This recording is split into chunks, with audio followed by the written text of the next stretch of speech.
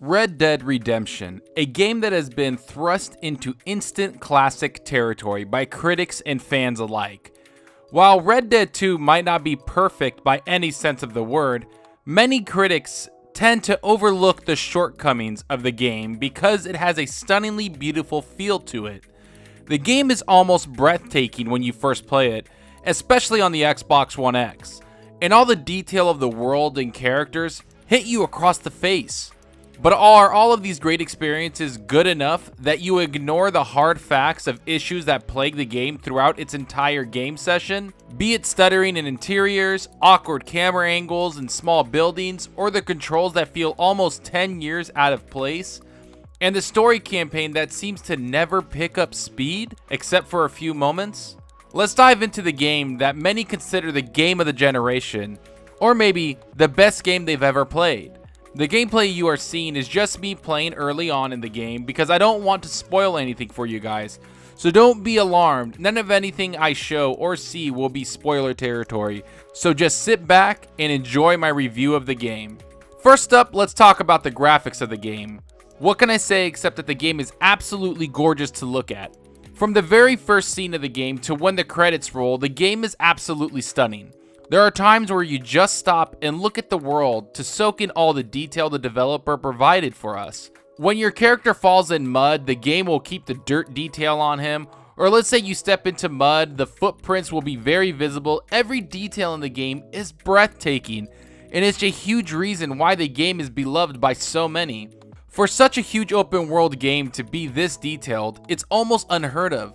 It puts other developers to shame considering the scale of what the world has been built for. We have never seen anything on a scale like this, especially graphically. Next up though is the sound. Now I have to admit, the sound of your horse galloping down a dirt road or the blast your gun makes when you're killing someone is pretty spot on. It's actually quite overwhelmingly cool. But the best sound in the game comes from the animals all over the world. When you're exploring the vast world or even just sitting there taking in the scenery, the game will almost always have an animal screaming or just calling out its animal calls. It's quite amazing and something I haven't seen done in a video game yet. It makes you extremely immersed in the game and appreciate the time and detail the developers put into it. Now, those are pretty much the positives of the game and probably the highlights of every part of the game. The rest of the parts I have mixed feelings about. While the game is very well done, there are parts that seem to have been outdated, which shows how this game was in a 6 to 7 year development cycle. I feel like they hunkered down and didn't pay attention to what the rest of the industry was doing, and didn't keep up with the standards that are set with controls and other aspects. First up is the story. While the story does hit some emotional parts, most of the missions were very basic. Go here, shoot a bunch of guys, and repeat. I wanted substance to them, and I didn't get the substance till the last mission of Chapter 4 and all of Chapter 5, which I thoroughly enjoyed and was probably the best part of the game. I wasn't invested in the characters until that last mission and Chapter 5, which to me is a problem, because it took me about 30 hours to get to that point, probably longer than 30 hours. And 30 hours is far too long for a game to grab me, especially one that is a slow-paced and as slow burn as Red Dead Redemption was. While the story was well written, it still had moments of boredom attached to it, not to mention a lot of characters that were forgettable. The main protagonist, Arthur Morgan, of course was the standout, along with Dutch and Hosea. Other than that, even John Marston didn't stand out to me. It was extremely hard for me to find the motivation to play through the story after Chapter 3, which isn't a good thing when you're trying to just enjoy the story of a game. And I'm actually glad that I did tough through it because Chapter 5 was very surprising to me and very fast paced, and it was because it was extremely linear and it made me feel connection with the characters. I didn't go do a mission and then come back 3 hours later to talk to a character I just did a mission with. I actually had a flow with the game, and I really enjoyed learning what the characters' motivations were and what their characteristics were. Now let's talk about the biggest gripe I have, the controls of the game, which to me is the most game-breaking parts of the entire experience. The controls felt extremely wonky to the point I would die due to not having my guns on me because my horse automatically took them off my character I would ride my horse into a tree because the animation couldn't keep up with my thumb movements on the joysticks. I don't have a problem with the lock-on target system. I'm used to that in the Rockstar games. I do have a problem with having to hit RB to bring out my gun, then hit LT to aim my gun, and then shoot it with RT. In a day and age when I can just hit LT to aim and then RT to shoot with most games, I've grown accustomed to that. Having that extra RB that sometimes doesn't even work really hurt my experience. And when you would walk into interiors and kind of loot places, you'd have to hit X to open a drawer, and then Y to grab something, and then X to grab something else, or RB to pick up a gun on the ground. The mapping of the controls were very bad and caused a lot of confusion and frustration and really broke immersion for me. It came to a point where I didn't understand why they were mapping the controls in such a weird way that it made me forget how to do certain things.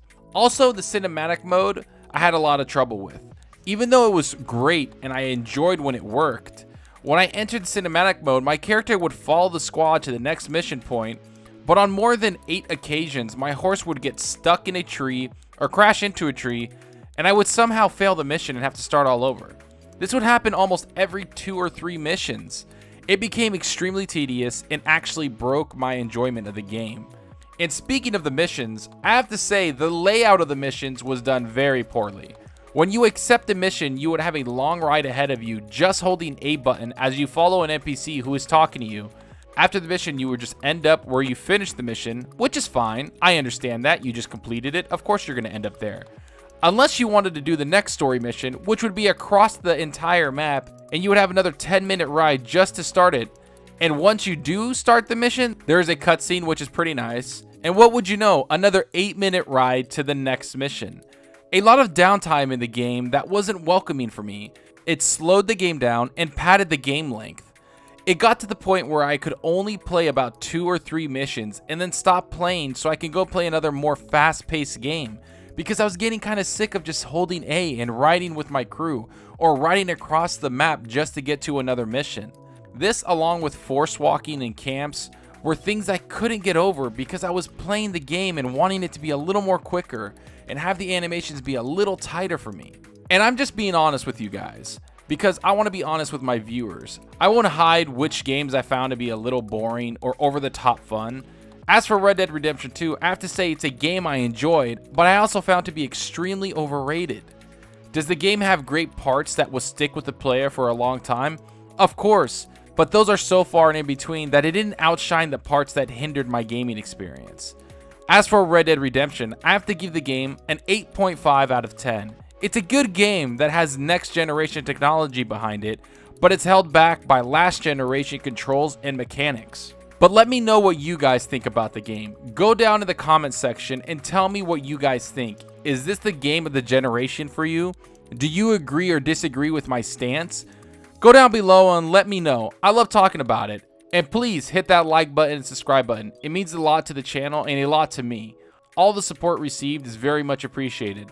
And go ahead and follow me on Twitter at Zalker87. I'm always around talking games and having a good time with the community, so go over there and let's chat. Thanks for watching, everybody. I'm out of here, and like always, enjoy your gaming. Later.